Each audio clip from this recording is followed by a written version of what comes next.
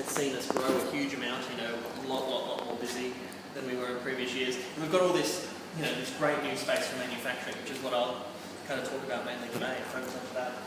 Why is it that Australians are suddenly liking boutique beers, do you think? I think it's just for the longest time we were sort of,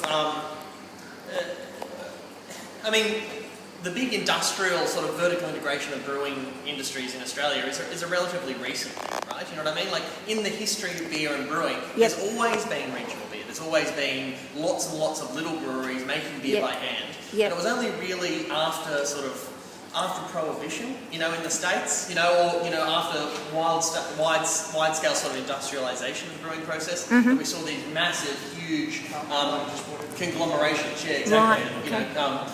you know, Carlton's even owned now, of course, by Saab-Miller, you know, so by one of these huge international brewing conglomerates that owns brands all over the world. And I think what we're seeing is just more a move back to kind of traditional values, you know, to moving back to having beer that's made by people, you know, and so made by hand, and you know, using local ingredients or good ingredients, and that you know, it's about basically making beer that tastes how beer should taste, not about making a sort of a commodity. It's like, you know, the sort of the McDonald'sification of beer, you know, like they're very, very good at it, you know. They make a, you know, a great, super consistent product that they can sell in huge markets and amass huge amounts of consumers for. But I guess one of the reasons craft beer is becoming more popular is because, you know, there's a huge greater diversity of flavours out there.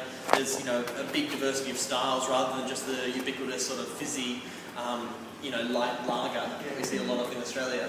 Do you use traditional recipes? Well, we do a blend of using traditional things, Yep. but also matching them with kind of, you know, cutting edge, you know, craft brewing techniques, and things that we even learn from the big guys as well. So we're not sort of shackled by tradition. You know, if you know, if there are things in the past that that perhaps weren't great brewing techniques and they were just used for the sake of tradition, you know, we're happy to go sort of beyond that.